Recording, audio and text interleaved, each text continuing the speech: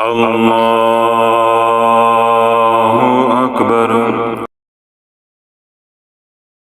خالق کائنات و مالک روز معاشر اللہ رب العزت قرآن مجید فرقان حمید میں ارشاد فرماتا ہے، اِنَّا أَنزَلْنَاهُ فِي لَيْلَةِ الْقَدْرِ وَمَا أَدْرَاكَ مَا لَيْلَةُ الْقَدْرِ لَيْلَةُ الْقَدْرِ خَيْرٌ مِّنْ أَلْفِ شَهْرٍ تَنَزَّلُ الْمَلَائِكَةُ وَالرُّوحُ فِيهَا بِإِذْنِ رَبِّهِم مِّن كُلِّ أَمْرٍ سَلَامٌ هِيَ حَتَّى مَطْلَعِ الْفَجْرِ۔ اِنَّا أَنزَلْنَاهُ فِي لَيْلَةِ الْقَدْرِ، بے شک ہم نے اسے لیلۃ القدر یعنی شب قدر میں نازل کیا، شب قدر میں اتارا، یعنی ہم نے اس قرآن کو بے شک شب قدر میں نازل کیا، شب قدر میں اتارا۔ وما ادراک ما لیلۃ القدر، تمہیں کیا معلوم ہے کہ شب قدر کیا ہے، یعنی لیلۃ القدر کیا ہے؟ لیلۃ القدر خیر من الف شہر، شب قدر 1000 مہینوں سے بھی زیادہ افضل ہے، بہتر ہے۔ تنزل الملائکۃ والروح فیہا باذن ربہم من کل امر، روح امین اپنے ساتھ تمام فرشتوں کی جماعتوں کے ساتھ اللہ کے حکم کے ساتھ زمین پر اترتے ہیں۔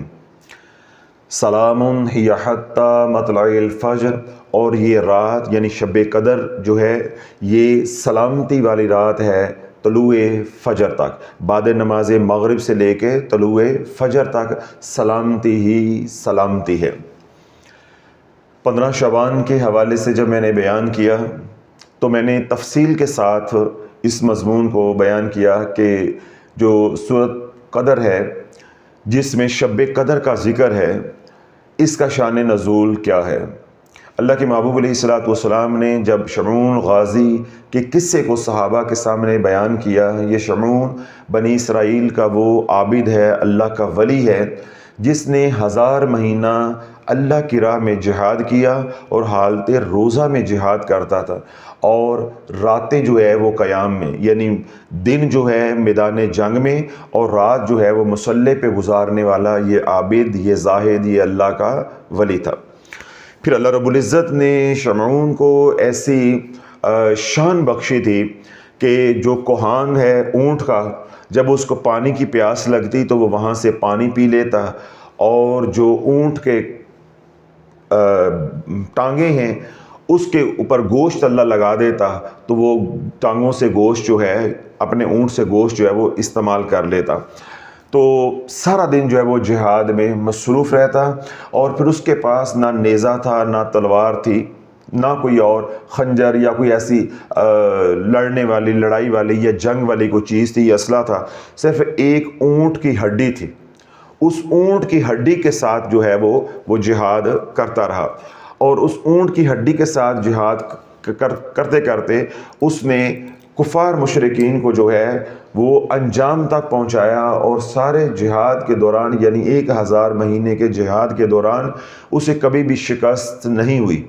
ٹھیک ہے، تو جب اللہ کے نبی علیہ الصلوۃ والسلام نے یوں شمعون کے بارے میں بیان کیا تو صحابہ کرام رضوان اللہ تعالی علیہم اجمعین کے دل میں حسرت پیدا ہوئی کہ ہم تو اتنی عبادت نہیں کر سکتے، جتنی اس نے عبادت کی ہے اتنی عبادت تو ہم نہیں کر سکتے، ہماری زندگیاں بہت تھوڑی ہیں۔ تو عبداللہ بن عباس رضی اللہ عنہ فرماتے ہیں کہ جو ہی صحابہ کے دل میں یہ خواہش پیدا ہوئی یا حسرت ہوئی تو فوراً جو ہے وہ جبریل امین علیہ السلام جو ہے حضور علیہ الصلوۃ والسلام کی بارگاہ میں حاضر ہوئے اور آ کر عرض کی کہ یا رسول اللہ رب العزت نے آپ کو لیلۃ القدر یعنی شب قدر جو ہے وہ عطا کی ہے، اور شب قدر ایسی فضیلت والی، رحمت والی، سلامتی والی، فیض و برکات والی رات ہے جس کو یہ رات مل گئی تو اس کی یہ رات 70,000 راتوں سے بھی افضل ہے، یعنی جو معمول کی راتیں ہیں ان 70,000 راتوں سے بھی افضل ہے۔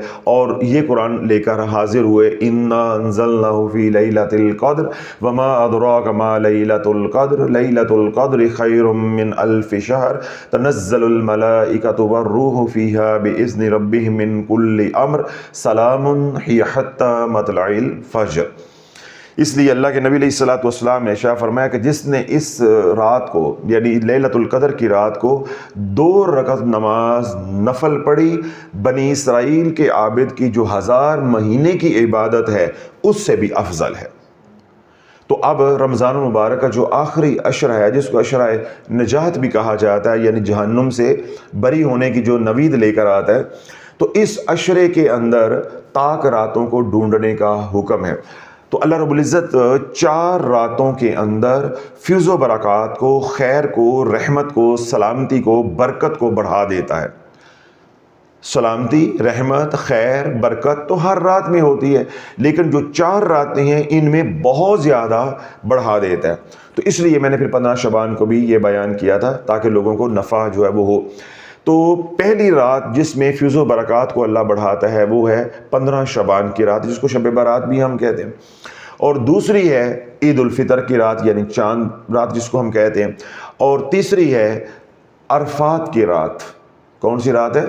عرفات کی رات، یعنی عید الاضحیٰ کی جو چاند رات ہوتی ہے وہ والی رات، یا عرفات کی رات اگر آپ وہاں سمجھیں گے تو وہ ہوگی جس دن رات کو جو ہے حجاج جو ہے وہ مزدلفہ میں آ کر قیام کرتے ہیں، اور اگلے دن پھر شیطان کو کنکریاں مارنے کے بعد قربانی کرتے ہیں، رمی کرتے ہیں، قربانی کرتے ہیں، اس کے بعد احرام کھول دیتے ہیں۔ حجاج یہ کام کر رہے ہوتے ہیں، لیکن جو مقامی لوگ ہوتے ہیں وہ بکرا جانور اللہ کے نام پہ قربان کرتے ہیں۔ تو یوں یہ عید الاضحیٰ کی رات ہوتی ہے۔ اگر حجاج کے حوالے سے دیکھا جائے تو حجاج کے لیے یہ وہ رات ہوتی ہے جو رات وہ مزدلفہ میں قیام کرتے ہیں یا گزارتے ہیں۔ کتنی راتیں ہو گئی؟ 3۔ ایک شب برات، چاند رات عید الفطر والی، چاند رات پہ عید الاضحیٰ والی، اور اب جو آج کا موضوع ہے وہ یہ کہ جو رات لیلۃ القدر کی ہے۔ اب لیلۃ القدر یعنی شب قدر جو ہے وہ رمضان المبارک میں کوئی رات بھی ہو سکتی ہے۔ پھر اللہ کے نبی علیہ الصلوۃ والسلام نے امت کے اوپر آسانی فرمائی کہ آپ نے فرمایا کہ اس کو آخری عشرے میں ڈھونڈو۔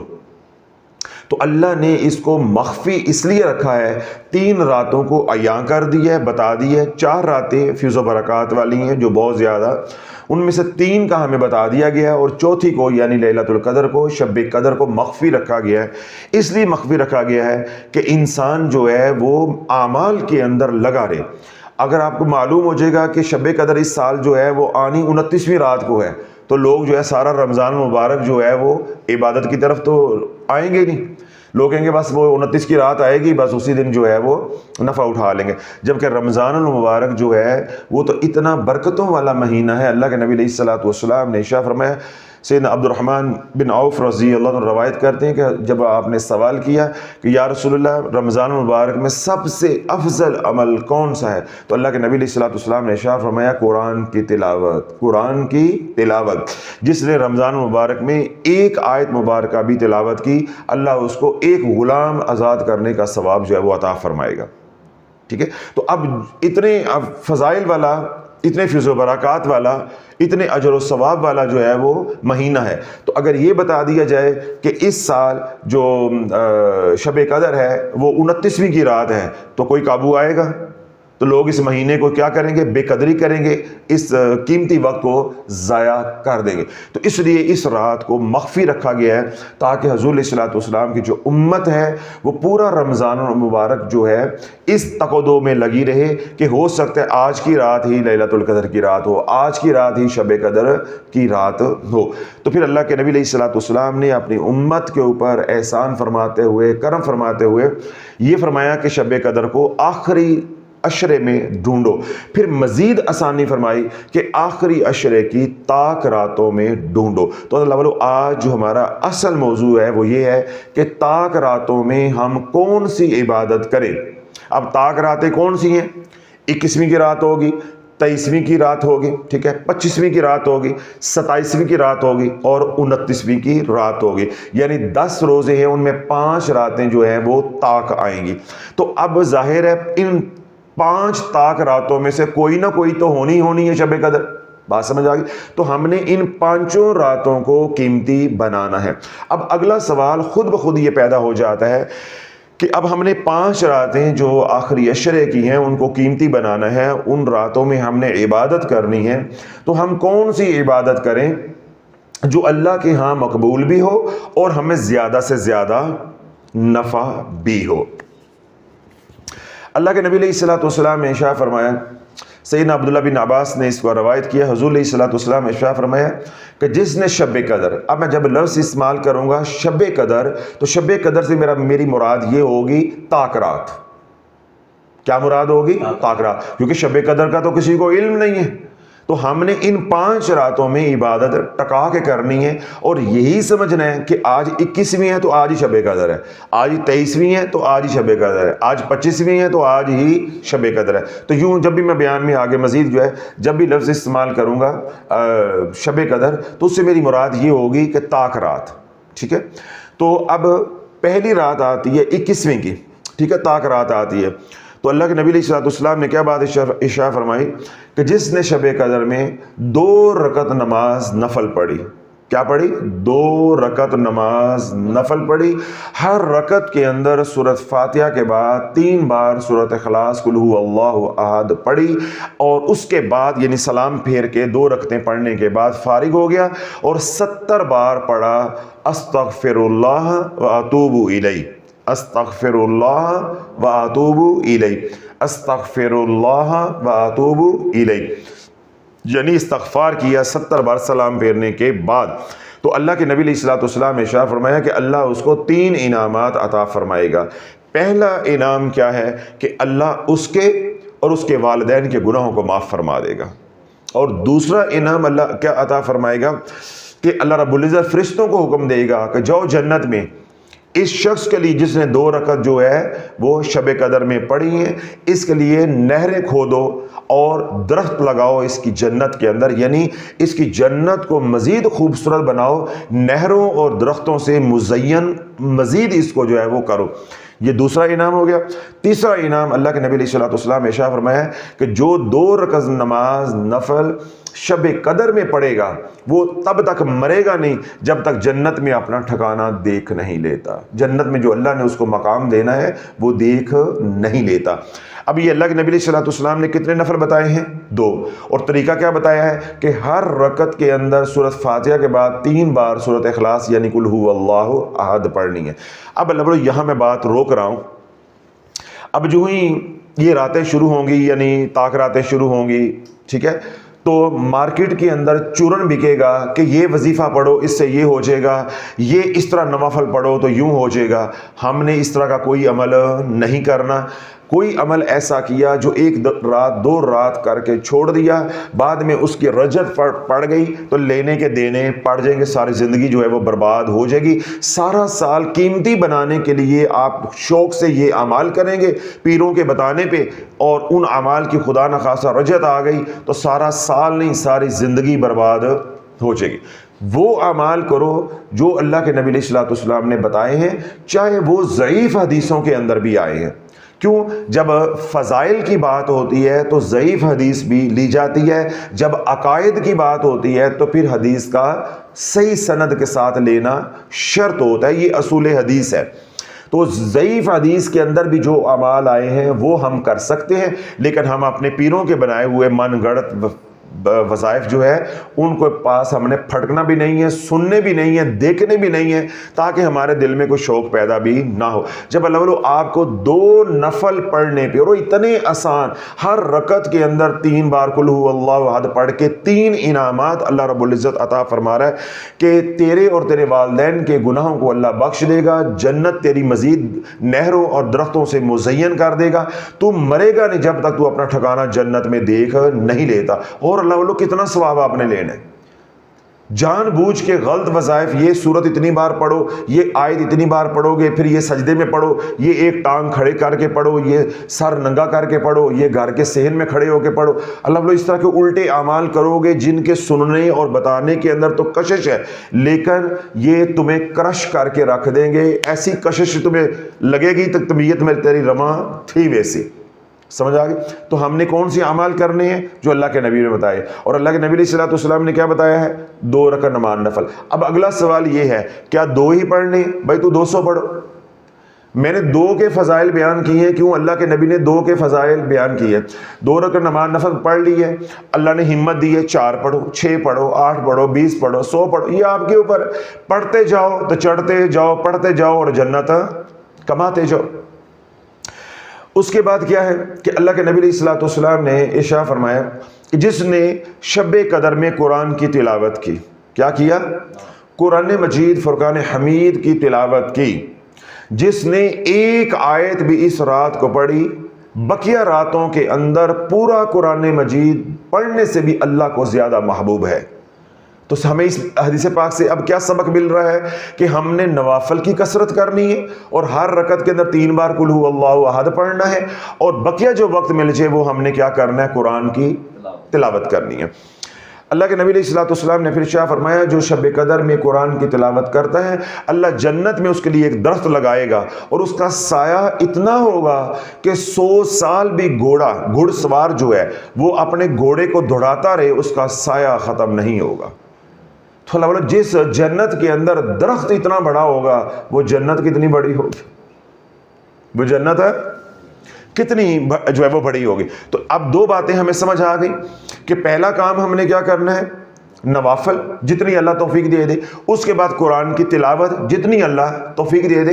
کوئی خاص طریقہ نہیں ہے, ترتیل کے ساتھ, ترتیب کے ساتھ سیدھا پڑھیں گے. 1 سپارہ پڑھ لیں, 2 سپارے پڑھ لیں. صورتوں کو تکرار نہیں دینی کہ اتنی بار فلاں پڑھنی ہے, اتنی بار یہ رات کو یہ پڑھنی ہے. وہ کیا بن جائے گا؟ وظیفہ بن جائے گا. پھر اگلی بات جو اللہ کے نبی علیہ الصلوۃ والسلام نے ارشاد فرمائی کہ جو اس رات قرآن کی تلاوت کرے گا, کیا کرے گا؟ قرآن کی جو تلاوت کرے گا, جب ایک آیت قرآن کی پڑھے گا اللہ اس کے سر کے اوپر سونے کا تاج سجاتا جائے گا. اب آپ کے اوپر ہے کہ کتنے تاج لینے ہیں اللہ سے. جتنے تاج لینے ہیں اللہ سے اتنی قرآن کی تلاوت کرتے جاؤ, اتنی قرآن کی جو وہ تلاوت کرتے جاؤ. پھر اللہ کے نبی علیہ الصلوۃ والسلام نے ارشاد فرمایا کہ جس نے اس رات میں 2 رکعت نماز نفل پڑھی, ٹھیک ہے, تو اللہ رب العزت اس کا جنت میں درجہ بڑھاتا جائے گا. اگر تو تاج لینے ہیں تو قرآن پڑھتے جاؤ, اگر جنت میں درجات کو بلند کروانا ہے تو نوافل پہ نوافل, نوافل پہ نوافل پڑھتے جاؤ جتنی اللہ سحری تک توفیق عطا فرما دے. اور تیسری بات اللہ کے نبی علیہ الصلوۃ والسلام نے ارشاد فرمائی کہ جس نے شب قدر میں تسبیح کی, تسبیح سے کیا مراد ہے؟ سبحان اللہ والحمد للہ ولا الہ الا اللہ واللہ اکبر, یعنی یہ والی تسبیح جس نے کی اللہ رب العزت اس کے درجات کو بلند کرتا جائے گا, اس کے درجات کو بلند کرتا جائے گا. یعنی اللہ رب العزت جو ہے اس کو نوازتا جائے گا, اس کے مقام کو بڑھاتا جائے گا. تو اب یہ سارا آپ کے اوپر ہے کہ آپ تاج چاہتے ہیں, جنت میں جو ہے وہ محل جو ہے وہ چاہتے ہیں, یا آپ اپنا جو ہے وہ درجات کو بلند کرنا چاہتے ہیں. 3 انعامات ہیں, 3 ہی اعمال ہیں. ایک ہے قرآن کی تلاوت, ایک ہے نوافل اور ایک ہے تسبیح. تو ہم نے اس رات کو یہ تینوں اعمال کرنے ہیں. پہلے ہم پڑھیں گے نوافل, پھر ہم پڑھیں گے قرآن کی تلاوت, پھر ہم کریں گے تسبیح. جب ہم قرآن کی تلاوت کریں گے تو اللہ رب العزت سونے کے تاج پہنائے گا. جب ہم نوافل پڑھیں گے تو اللہ ہمارے درجات کو بلند کرے گا. اور تیسرا ہم تسبیح کریں گے تو اللہ محلات کا مالک بناتا جائے گا اور ہمارے درجات کو بھی بڑھاتا جائے گا. اب یہ لو یہ 3 اعمال ہیں, ان کے آگے 3 ہی فضائل ہیں, وہ میں نے مختصر کر کے آپ حضرات کے سامنے گوش گزار کر دی تاکہ آپ کو ازبر ہو جائے, آپ کو یاد ہو جائے. اس کے علاوہ ہم نے کوئی اعمال نہیں کرنے. اللہ بولو جس نے, یہ تو میں نے 3 اعمال بتائے ہیں. کتنے اعمال بتائے؟ 3. اگر اللہ والو شب قدر کو یعنی کسی بھی طاق رات کو آپ کو 2 نفل پڑھنے کی اللہ توفیق عطا فرما دیتا ہے, اس میں کیا ملے گا؟ بنی اسرائیل کے اندر ایک عابد تھا, اس نے 300 سال اللہ کی عبادت کی اور اللہ رب العزت کو اس کی عبادت اتنی پسند آئی کہ اللہ رب العزت نے اس کے حجرے کے سامنے ایک کھجور کا درخت جو ہے وہ اگا دیا. جب اسے بھوک ہوتی, ضرورت ہوتی, تازہ کھجوریں جو ہیں وہ وہاں سے توڑتا, اور ساتھ اللہ نے ایک پانی کا چشمہ جو ہے وہ بنا دیا. جب ضرورت ہوتی تو وہاں چشمے سے جو تازہ پانی جو ہے وہ پی لیتا, اپنی ضرورتوں کے لیے استعمال کر لیتا. جب اس نے 300 سال عبادت کی اور اللہ نے اس کے سامنے جو ہے وہ کھجور کا درخت اگا دیا تاکہ تجھے حاجت کے لیے باہر نہ جانا پڑے, اپنی ضرورتوں کے لیے باہر نہ جانا پڑے, اور پانی کا بھی انتظام کر دیا. تو اب اس عابد کو یہ گمان ہونے لگا کہ اللہ میرے پہ وحی اتارے گا. تو جو ہے کہ میں اللہ کے اتنا قریب ہو گیا ہوں کہ اللہ اب میرے اوپر وحی اتارے گا، یعنی مجھے نبوت سے سرفراز فرمائے گا۔ لیکن جب اللہ نے اس کے سامنے درخت اگا دیا، پانی کا چشمہ جو وہ نکال دیا، تو وہ مطمئن ہو گیا۔ کس پہ اس کی نگاہ چلی گئی؟ کھجور کے درخت کے اوپر اور چشمے کے اوپر۔ تو رب نے آواز دی کہ جو اللہ کے علاوہ کسی اور بات کے اوپر، یعنی اسباب کے اوپر، مخلوق کے اوپر، یا اللہ کے علاوہ کسی اور کے اوپر مطمئن ہو جاتا ہے، اس کے اوپر وحی کبھی نہیں اترتی۔ تو اس نے اب رب سے پوچھا کہ یا اللہ میں کس بات پہ مطمئن ہو گیا ہوں، میں کس بات پہ مطمئن ہو گیا؟ رب نے فرمایا ہم نے کھجور کا درخت اگایا ہے اور پانی کا چشمہ دیا ہے، تو اتنے پہ راضی ہو گیا، تیری نگاہ جو ہے میرے سے ہٹ کے اس کے اوپر چلی گئی ہے۔ تو اس کو بڑا ملال ہوا، اس نے کھجور کے درخت کو جو ہے وہ کاٹ دیا اور عبادت میں جو ہے مشغول ہو گیا۔ تو میرے رب نے آواز دی کہ تو 1000 سال بھی عبادت کرتا رہے۔ کتنے سال؟ 1000 سال، 1000 مہینہ نہیں، 1000 سال بھی عبادت کرتا رہے۔ میرے محبوب کا امتی شب قدر یعنی طاق راتوں میں سے کسی رات کو بھی 2 رکعت نماز نفل پڑھے گا، اس کی 2 رکعتیں تیری 1000 سال عبادت سے مجھے زیادہ محبوب ہوں گے۔ تو میرے کیسے قریب ہو سکتا ہے، یا میں تجھے کیسے نبوت عطا کر دوں؟ تو اللہ والو یہ ہماری خوش نصیبی ہے کہ اللہ رب العزت نے اپنے محبوب علیہ الصلوۃ والسلام کی امت میں ہمیں پیدا فرمایا، جس امت میں انبیاء علیہ السلام پیدا ہونے کی یا آنے کی خواہش کا اظہار کرتے رہے۔ تو اب ہم نے جو اعمال کرنے ہیں وہ کتنے ہیں؟ نوافل جتنے پڑھے جا سکیں، 2 4 6 8 10 12 15 20 جتنے آپ پڑھ سکتے ہیں وہ آپ نے پڑھنے، یہ ہو گیا۔ اس کے بعد ہم زیادہ سے زیادہ قرآن کی تلاوت کریں گے، روانگی کے ساتھ، ترتیل کے ساتھ، صورتیں نہیں پڑھنی۔ یہ 2 کام ہو گئے۔ تیسرا کام کیا ہے کہ ہم اللہ کی تسبیح کریں گے، سبحان اللہ والحمد للہ ولا الہ الا اللہ واللہ اکبر۔ کتنے کام ہو گئے؟ 3۔ چوتھا کام ہم کیا کریں گے؟ کملی والے پہ درود پڑھیں گے۔ اگر آپ پہلی دفعہ آئے ہیں تو آپ درود ابراہیم پڑھیں، یا جو انسا آپ پڑھنا چاہتے ہیں۔ اس سے جو لوگ سوشل میڈیا پہ سن رہے ہیں تو جو درود پاک انہوں نے پہلے سے شروع کیا ہوا ہے وہ وہی درود پاک پڑھیں گے۔ کوئی درود ابراہیم پڑھے گا، کوئی درود تنجینا پڑھے گا، کوئی درود رحمت پڑھے گا، ٹھیک ہے، کوئی درود اہل بیت پڑھے گا، جو جس نے شروع کیا ہوا ہے اپنے معمولات کے مطابق، ٹھیک ہے، جتنا آسانی ہے 2 تسبیحاں 4 تسبیحاں جو ہے وہ آپ درود پاک کی پڑھیں گے۔ اس کے بعد ہم کیا کریں گے؟ 1 تسبیح جو ہے وہ کم از کم استغفار کی کریں گے۔ تو اب میں نے آپ کو مکمل پیکج بنا کے دے دیا ہے کہ ہر طاق رات کو شب قدر سمجھ کے ہم نے گزارنا ہے اور 5 اعمال کرنے ہیں۔ کتنے اعمال کرنے ہیں؟ 5۔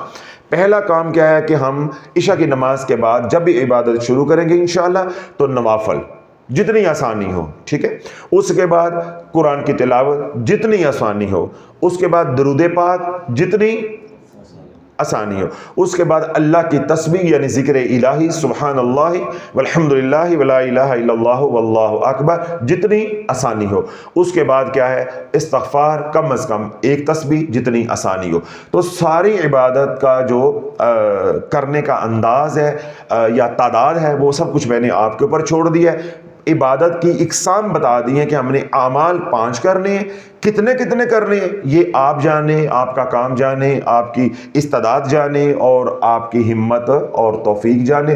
جتنی اللہ توفیق دے دے، جتنی آپ کے اندر ہمت ہو اتنا آپ کر لیں۔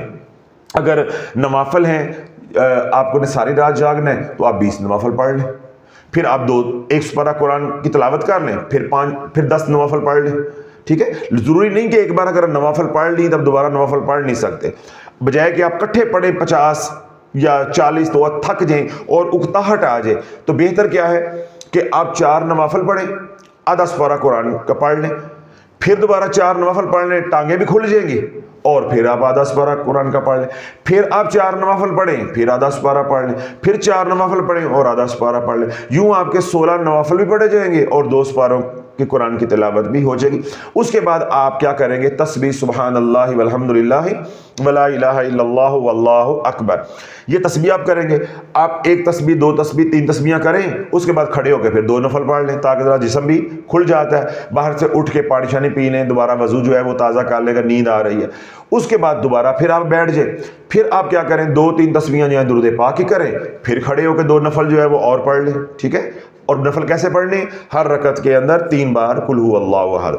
اچھا، اب آپ نے درود پاک پڑھ لیا، اس کے بعد یہ ہے کہ ایک تسبیح استغفار کی پڑھ کے آپ اللہ سے دعا مانگیں گڑ گڑا کہ اپنے لیے، امت کے لیے، سلسلہ علیہ قادریہ شافیہ کے لیے، کہ اللہ رب العزت سلسلہ علیہ قادری شافیہ کے فیضان سے ساری امت کو فیض یاب فرمائے، اور دنیا بھر میں جو لوگ جو ہے وہ کام کر رہے ہیں حضور علیہ الصلوۃ والسلام کی امت کو اس بمر سے نکالنے کے لیے، اللہ ان کی بھی حفاظت فرمائے، ان کے لیے بھی رستے جو ہے وہ آسان فرمائے، کام کرنے والوں کو بھی اللہ رستے آسان فرمائے، اور جن کے اوپر کام ہو رہا ہے اللہ ان کو بھی ہدایت عطا فرمائے، ان کے لیے بھی رستے عافیت کے جو ہے وہ آسان فرمائے، اپنے لیے، امت کے لیے، فلسطین کے مسلمانوں کے لیے، جہاں جب بھی مسلمان پس رہے ہیں، اور بالخصوص ملک و قوم کے لیے بھی دعائیں کریں، اپنے والدین کے لیے اور اپنے عزیز و اقارب کے لیے بھی دعائیں کریں، پھر اس کے بعد جو آپ کی حاجات ہیں، جو آپ کے مسائل ہیں، ان کے لیے بھی اللہ سے مانگنے، اور سب سے بڑی دعا شب قدر کی کیا ہے کہ اللہ کو اللہ سے مانگ لو، اللہ کو اللہ سے مانگ لو، اللہ سے حضور علیہ الصلوۃ والسلام کی جو ہے وہ غلامی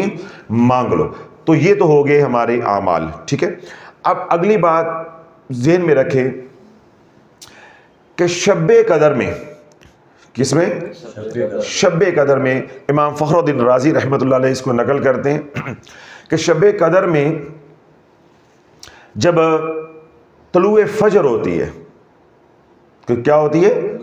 طلوع فجر، سلام ہی حتی مطلع الفجر، سلامتی ہے یہ رات طلوع فجر تک۔ تو فجر کے وقت now the time is over۔ تو اب امام فخر الدین رازی رحمۃ اللہ روایت کرتے ہیں کہ حضور علیہ الصلوۃ والسلام نے ارشاد فرمایا کہ جبریل امین علیہ السلام جو اپنے فرشتوں کے ساتھ، یعنی فرشتوں کی جماعتوں کے ساتھ جو زمین پہ اترے ہوئے ہوتے ہیں، تو وہ آواز لگاتے ہیں، صدا لگاتے ہیں، کوچ کرو کوچ کرو، یعنی واپسی واپسی واپسی۔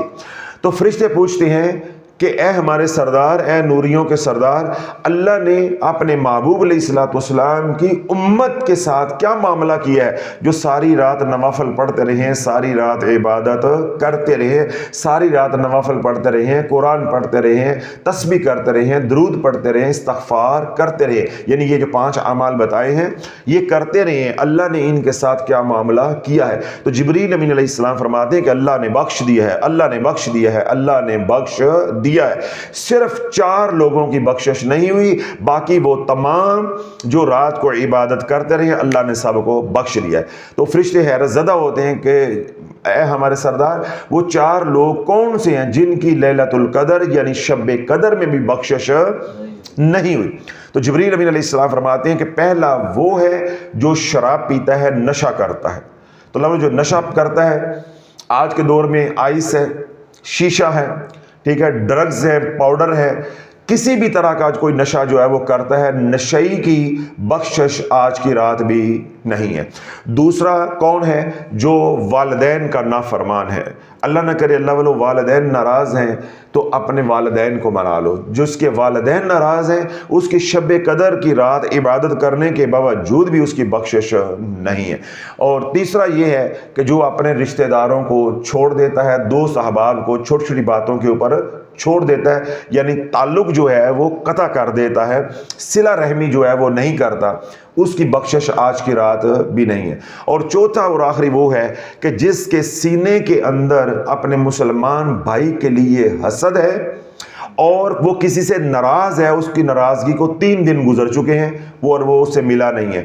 ایسا کوئی رشتہ جس کو آپ نے چھوٹی سی بات کے اوپر ناراض ہو کے چھوڑا ہوا ہے، یا آپ کے دل میں کسی کے لیے حسد ہے، یا کسی سے آپ انتقام لینا چاہتے ہیں، تو جو معاف نہیں کرے گا اللہ اسے بھی معاف نہیں کرتا۔ تو یہ 4 لوگ ہیں جن کی معافی آج کی رات بھی نہیں ہوتی۔ آخری بات، عبداللہ بن عباس رضی اللہ عنہ روایت کرتے ہیں کہ حضور علیہ الصلوۃ والسلام نے ارشاد فرمایا کہ شب قدر کی رات، شب قدر سے مراد کیا ہے؟ کوئی بھی طاق رات ہو سکتی۔ شب قدر کی رات اللہ رب العزت خاص تجلی فرماتا ہے۔ کیا کرتا ہے؟ خاص تجلی فرماتا ہے، اور وہ تجلی مشرق اور مغرب میں پھیل جاتی ہے۔ تو جبریل امین علیہ السلام جو ہے اس تجلی کو پوری دنیا میں بانٹتے ہیں، تقسیم کرتے ہیں، اس کے بعد رب کی بارگاہ میں عرض کرتے ہیں کہ یا اللہ اس تجلی کی خیرات جو ہے، فیض و برکات جو ہے میں نے سب میں بانٹ دیے ہیں۔ کیا کیے ہیں؟ سب میں بانٹ گئی ہیں، ابھی بھی اس کی برکت بچ گئی ہے، ابھی بھی برکت اس کی بچ گئی ہے۔ تو رب فرماتا ہے کہ جو برکت بچ گئی ہے تو یہ برکت ان بچوں میں بانٹ دو جن بچوں نے آج کی رات پیدا ہونا ہے، جو ابھی دنیا میں نہیں آئے لیکن اس رات میں پیدا ہوں گے. دیکھیں نا، دنیا میں ایک رات کے اندر لاکھوں بچے پیدا ہوتے ہیں، ٹھیک ہے، تو ان بچوں میں بانٹتے جاؤ جو بچے اس دنیا میں آتے جا رہے ہیں، ان میں بانٹتے جاؤ.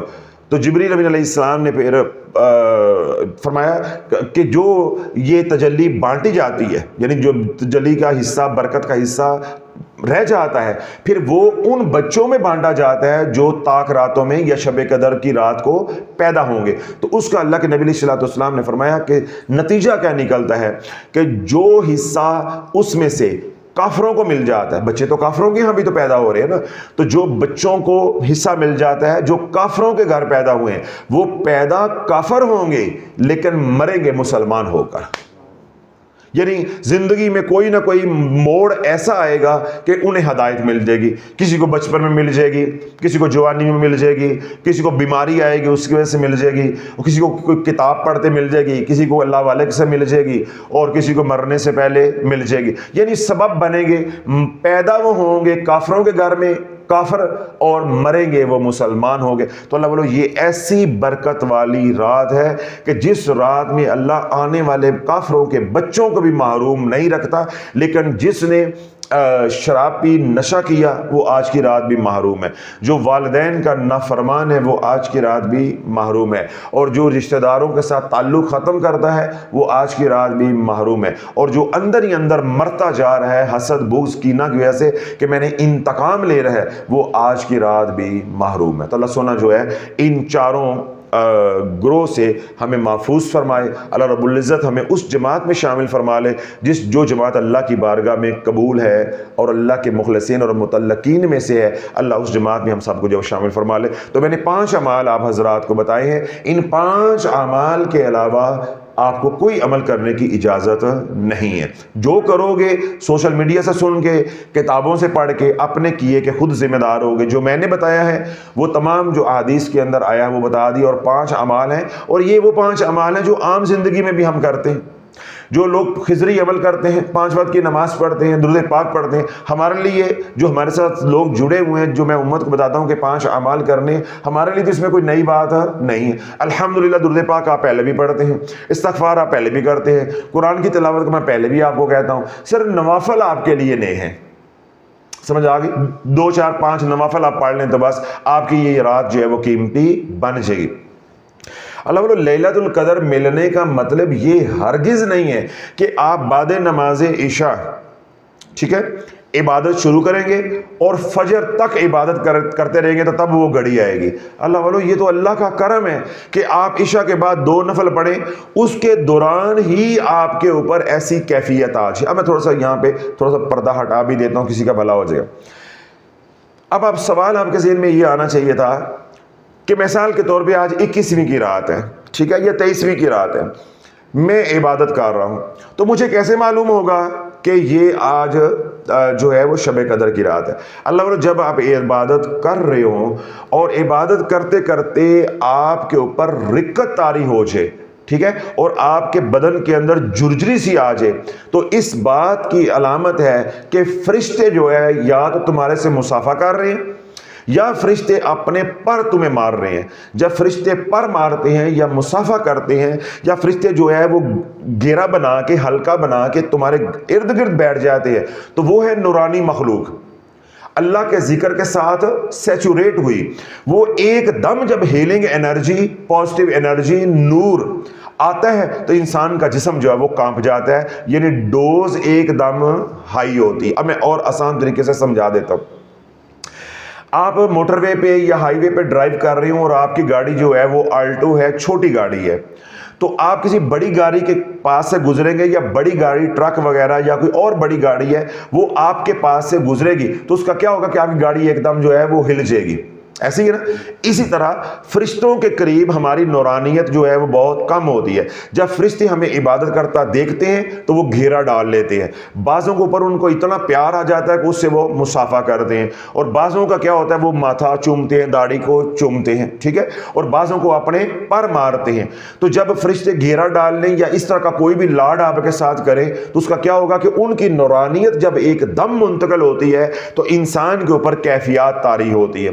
کسی کے اوپر رونے کی کیفیت آئے گی, اور کسی کے اوپر سرور کی کیفیت آئے گی, اللہ سے کے ساتھ باتیں کرنے کو جب دل چاہے گا, اور کسی کے اوپر رونے کی کیفیت آئے گی, اور کسی کے اوپر خشیت الہی اللہ کا خوف جو ہے اتنا طاری جو ہے وہ ہو جائے گا. تو اس طرح کی جب آپ کے اوپر کیفیت طاری ہو جائے تو بس سمجھ لو کہ آج کی رات شب قدر کی رات ہے, اور وہ گھڑی الحمدللہ مجھے مل گئی ہے. تو اللہ سونا جو ہے وہ ہمیں یہ گھڑی جو ہے وہ دیکھنا نصیب فرمائے ایمان کی حالت میں, اور دنیا بھر میں جو لوگ ہمیں سنتے ہیں اللہ سب کو یہ 5 اعمال کرنے کی طاقت راتوں میں توفیق عطا فرمائے. یہ اعمال ہم نے 21 کی رات بھی کرنے ہیں, 23 کی رات بھی کرنے ہیں, 25 کی رات بھی کرنے ہیں, 27 اور 29 کی رات بھی کرنے ہیں. اور اگر توفیق ہو تو جو آج تک جتنے روزے رہ گئے ہیں روز کرو خدا دے واسطے.